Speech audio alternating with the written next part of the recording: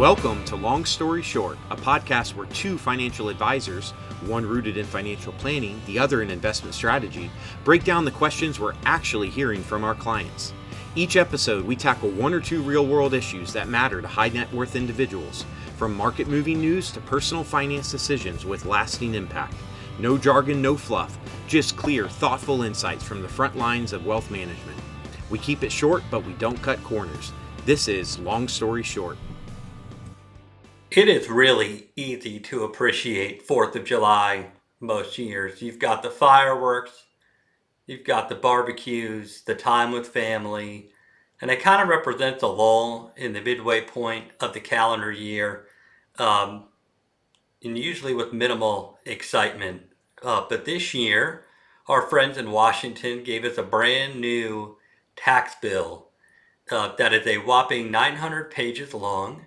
It's longer than War and Peace. It's longer than all three books in the Lord of the Rings trilogy combined. And I'm pretty sure, I haven't read it, but I'm pretty sure that it's longer than any of the Harry Potter books. And this is the One Big Beautiful Bill Act. Let's call it OBA, since all of these tax bills need a fancy name. And there's a lot in there. And as we know, most people in Washington that passed it probably didn't read it, but we've done our research for you. And you can imagine with 900 pages, there's a lot to pull apart here.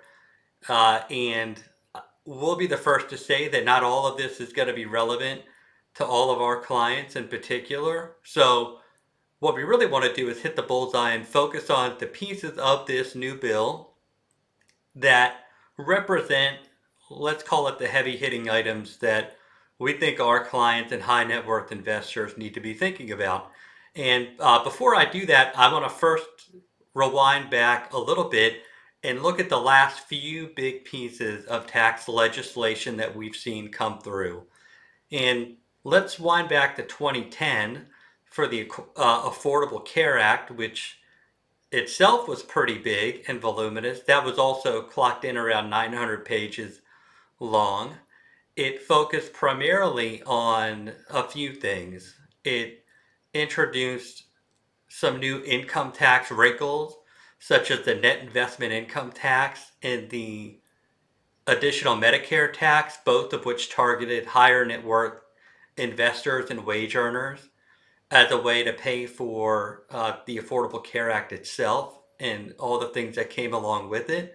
And it also had this really big planning wrinkle, which was the Affordable Care Act tax subsidies for marketplace health insurance. So as a planner, that's been a lot of fun to navigate the last 15 years and presented a lot of neat opportunities for our clients. After that came the Tax Cuts and Jobs Act of 2017, kind of the predecessor to this One Big Beautiful Bill. That clocked in at 430-ish pages, so it's like a pamphlet compared to some of these other bills, which I think is a little surprising because the Tax Cut and Jobs Act had a lot underneath the hood as well. You had changes in the income tax brackets. You had things like QBI, the Qualified Business Income Deduction for flow-through business owners. You had changes to SALT and itemized deductions. So that in of itself was a little bit of a beast too, but shorter in length. And then back in 2022, post-COVID, we had the Inflation Reduction Act, which clocked in at about 750 pages. No small feat there. And that was primarily focused on clean energy, credits and write-offs, and some corporate tax adjustments. Not a lot of individual income tax stuff there, like we saw in the Tax Cuts and Jobs Act and even the Affordable Care Act. So this One Big Beautiful Bill, clocking it at 900 pages, was the big 4th of July weekend surprise. And let's dive into it and see what are some of the really important components we want to focus on from a planning standpoint. So the first thing I'll say, and the main one of several, but let's call it the main sigh of relief for investors is that it maintained the current individual income tax brackets. So Tax Cuts and Jobs Act in 2017 rolled out new tax rates, and they were more generous from a tax standpoint than what was previously in place, and those were permanently extended as part of the big beautiful bill. So that was nice because the prior version of this was not permanent. It expired. What's going to expire at the end of this year. So we get a little bit of certainty, if that's what we want to call it, and I'll explain why. With these new tax rates being permanent, I say it's permanent in air quotes because, as we all know, it might be permanent in the sense that it doesn't have a on paper expiration date, but as soon as the other party gets into office, or apparently we have a new third political party rolling out, which who knows how that's going to play out in the grand scheme of things in future elections. But for purposes of this conversation, if we see a change in parties, they can easily scrap the tax code with the right number of votes and make whatever changes they want. So permanent is it's going to be in Washington terms for now. So that was a big one, and just some certainty for planning for investors. Now let's kind of go under the hood of this a little bit and talk about some of the income tax components that changed alongside of this extension of the individual income tax rate. The first was the pretty generous bump in the state and local tax deduction limit for those that itemize. So, a huge point of contention after the 2017 Tax Cuts and Jobs Act was the state and local taxes, the SALT taxes for itemizers was capped at $10,000. And this was whether you filed single or married, you were capped at 10 grand per year for state and local taxes. And this really hit high income earners in blue states specifically really hard.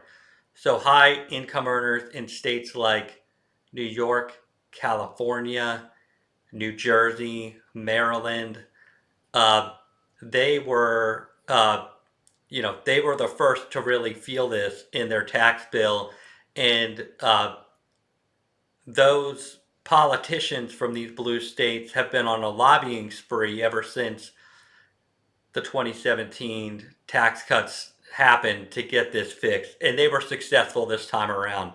So this is bumped up to $40,000, up from 10, with some caveats, and let's talk about what those are. Number one, it's not permanent. This is temporary. So this is effective 2025 through 2029. So it's going to sunset at the end of 2029, and something else will need to happen then. Number two, there's a phase out. So it's not just $40,000 across the board, regardless of income. This $40,000 limit starts to get phased out as your income goes over and above $500,000 a year. So up to 500 grand a year, you're safe. But once you get over 500,000, between 500 and 600,000, it'll phase out gradually. And then when you get over $600,000 in income, that $40,000 goes back down. It doesn't go away. It goes back down to the $10,000 that was that had been in place that we all know and don't really love. So that is a. Oh, and one more thing on that front. This $40,000 across these several years from 2025 to 2029 is going to get indexed, not at the rate of inflation, but at 1% annually. So a little bit of a reprieve there, because this previously the 10 grand was not indexed at all. So that's a little bit of an extra carrot, if that's what you want to call it.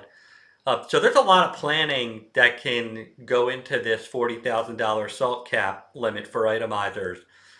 Number one, things like portfolio income, realizing capital gains, where you take distributions from investment accounts and when, are going to be, and where you hold certain assets, whether it be taxable accounts or pre-tax or Roth accounts, your asset location is going to be, a piece of that as well. So decisions you make around your portfolio could be the difference between 500 and 600,000 in income.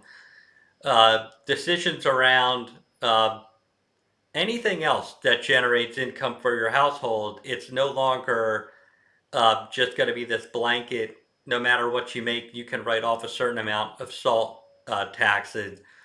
You're going to want to think about, how much income you're generating, when it's generated, and what's the most efficient way to do that. So some interesting planning there that'll come along with this new SALT cap deduction for the next few years. The second piece here, from an individual income tax standpoint, that is a little bit of a blast from the past, and this is related to charitable planning and charitable giving. As we know, most of the country did not itemize on their tax return. So for those that do not itemize, you've never been able to write off your charitable gifts outside of a small window post-COVID where they allowed this. But they brought this back, and now non-itemizers can deduct $1,000 if they're single, or $2,000 if they're married filing jointly, of their charitable gifts against their income. So that's a nice little carrot. Back in post-COVID, this was $300 for single filers, $600 for married filers. So it's an added bonus. They bumped this limit up from what it was previously. So those standard deduction takers that are charitably inclined or have considered making charitable gifts, there's a little extra bonus that comes with it now. And so this will be, unlike when we were talking about the SALT cap being temporary through 2029, this charitable deduction of $1,000 or $2,000 for non-itemizers is permanent. So that's great. So if you take the standard deduction, you have made charitable gifts, this will not be in effect until 2026. So you've got kind of a year, let's call it, the plan ahead for this. But you're going to keep record of your charitable gifts. Make sure you're giving to a qualified charity in the eyes of the IRS.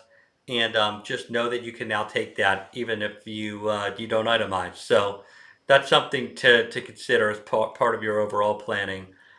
And the second piece of the charitable gift changes that came out of this new bill, I think this is really interesting. This was a little bit of a surprise, and it's a wrinkle that we're in a kind of a tax maneuver that we're used to, but I think penalizes those that make charitable gifts in a really interesting way.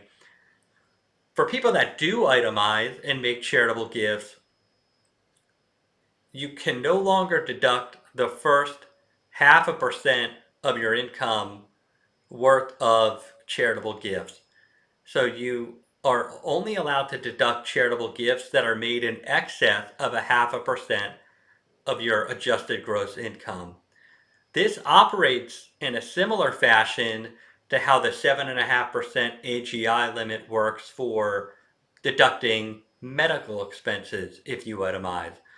So if you have been itemizing previously and you've had medical expenses, you probably know that you can't just write off or itemize all of your medical expenses. You can only deduct medical expenses in excess of 7.5% of your adjusted gross income. So there's a floor to it. And they've added that same floor to charitable giving, but instead of 7.5%, it's 0.5%.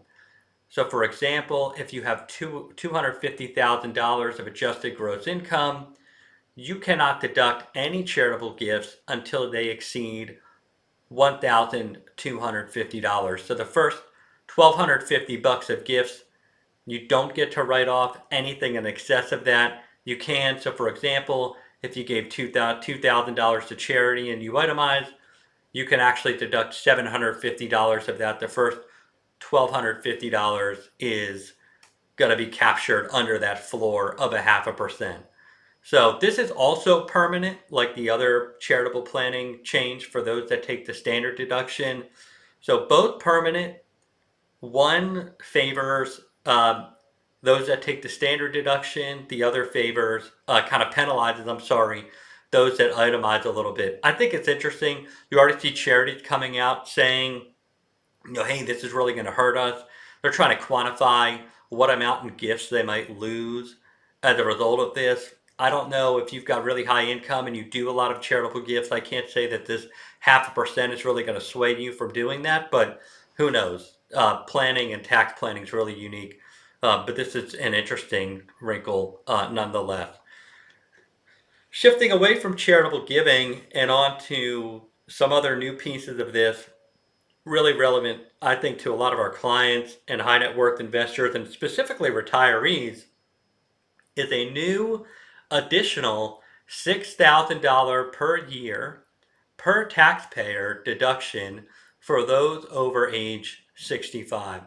So this is a senior deduction, essentially, an additional senior deduction, and it's meant to replicate President Trump on the campaign trail, one of the big, kind of like the index card bullet points of the campaign were no tax on tips, no tax on overtime, and ultimately something morphed into no tax on Social Security. So this is supposed to represent that. Whether it exactly does, it's really specific on the taxpayer, their overall income and their situation.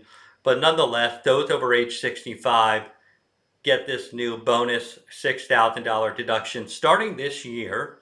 And it's going to run through 2028. So just like the salt cap deduction change, and unlike the charitable changes, this also has an expiration date, and it's at the end of calendar year 2028. So that's kind of wrinkle number one. The second is that there's income limits and a phase out to this new senior deduction. For single filers, you're free and clear on the $6,000 until you're at $75,000 of modified adjusted gross income. If you're a married filer, you're free and clear up to $150,000 of modified adjusted gross income. And there are several different forms of modified adjusted gross income because the tax code loves to keep things simple. Modified adjusted gross income actually can mean something different depending on the type of deduction you're discussing.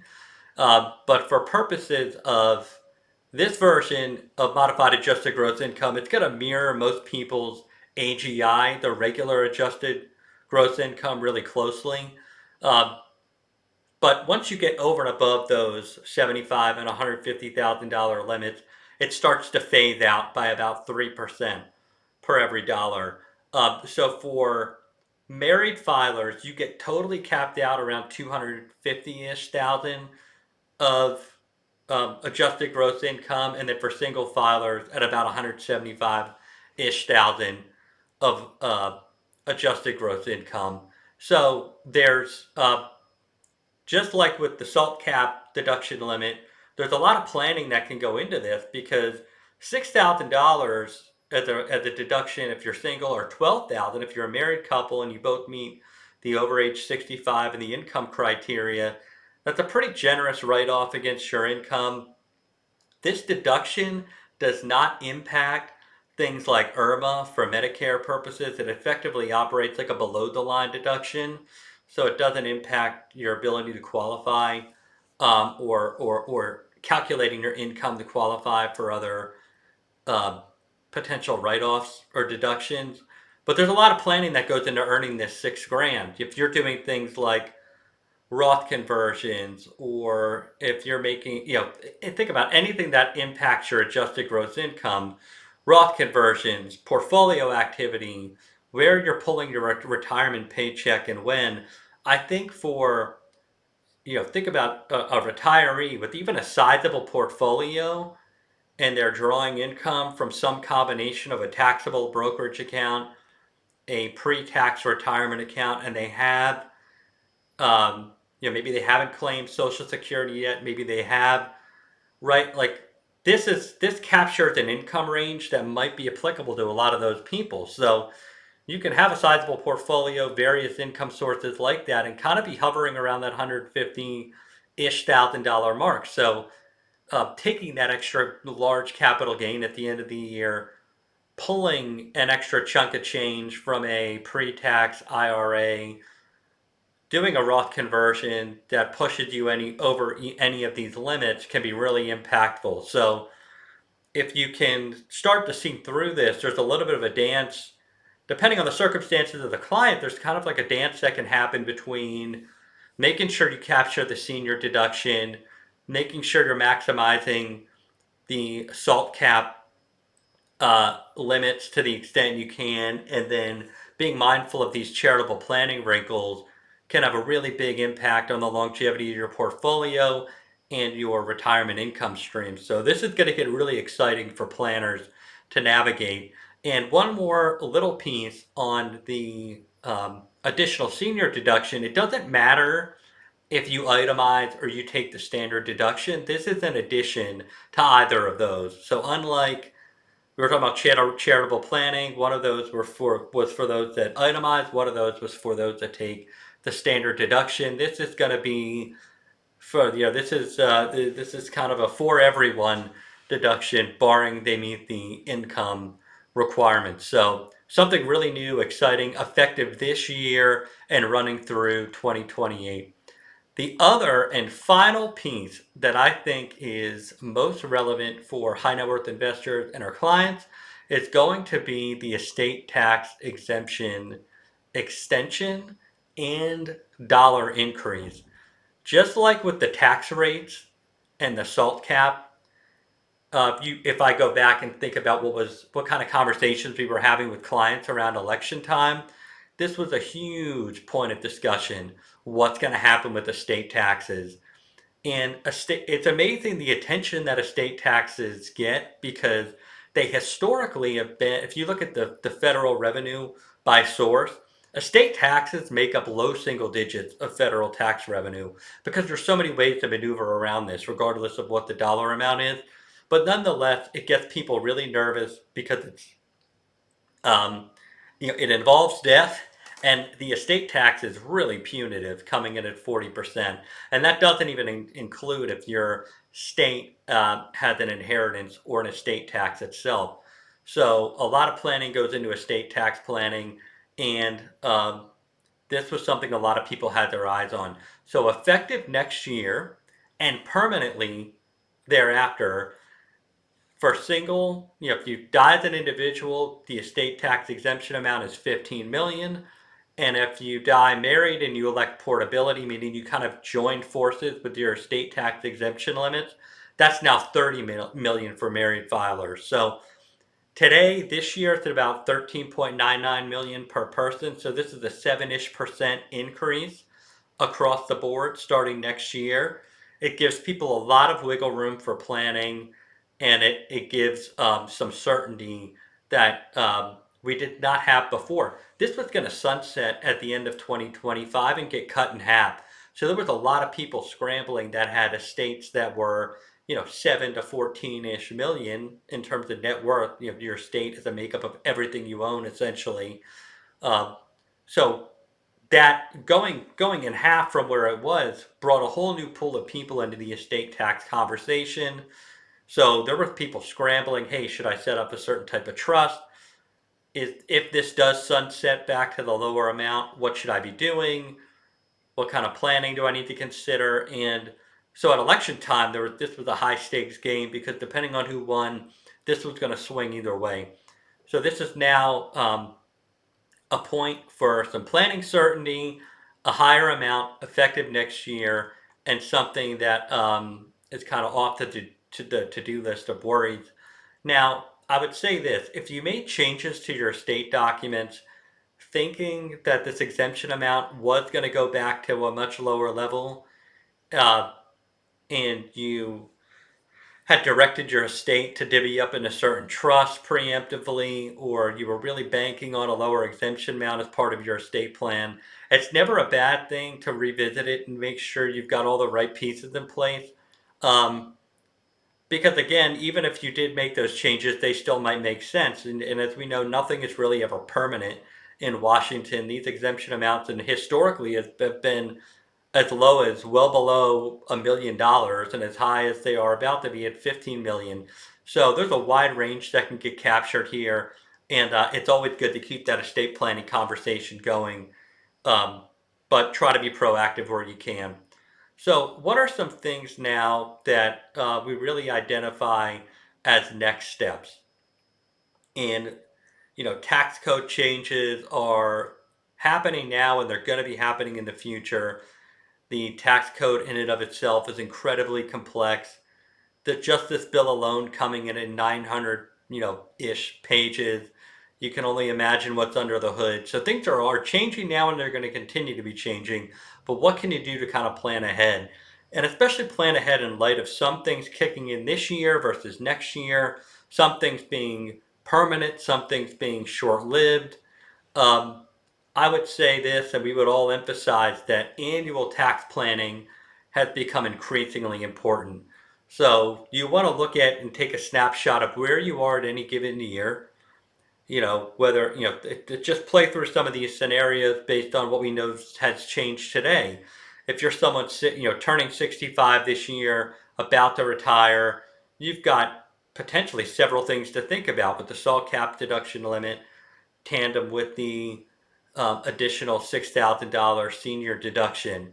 If you're a high net worth investor, income, someone who's just earning their income and still working, you've got to worry about the SALT cap. You've got to worry about potentially estate taxes and lifetime planning. So every year revisit, kind of take inventory of where you are, look at where you land within this new tax structure, and see for this year kind of where do I fall, and what might be happening in the next several years that I want to get ahead of and plan for. So things like Roth conversion, things like determining where to draw your retirement paycheck from, things like how to manage your portfolio, when to generate income, and how much, are increasingly important with these new wrinkles. So proactive tax planning and reviewing your tax plan is incredibly impactful, and something we're here to help with. Uh, and the other thing I'll say is there is an incredible amount of bad information out there already about this new tax bill. I'm already seeing things on, X or Twitter, whatever you call it, and just on even some of the bigger news publications saying things like, "Hey, backdoor Roth or Roth conversions are no longer allowed. Um, the senior deduction is an above the line deduction. The Medicare costs are changing. Things like that. You've got to marry kind of looking at fact versus fiction here. So it's really important to lean on your advisor and someone credentialed to help you navigate this, because there's going to be a lot of bad information, as there is with any other tax changes. So this bill is sizable in its impact. We've got a blog post that's going to accompany this video and podcast, and our job is not to get into the politics of this. We certainly know, and it's obvious, that the deficit is where it is at 30-ish, $7 trillion. This bill will, in fact, increase the deficit, and we have yet to see a political party really want to tackle that seriously. So until then, we are going to navigate with the changes we have at our disposal, and a lot of good planning to come out of this. So stay informed, understand what's real, and what's potentially coming down the pipe in the future, and let us be your guide as we kind of navigate this together.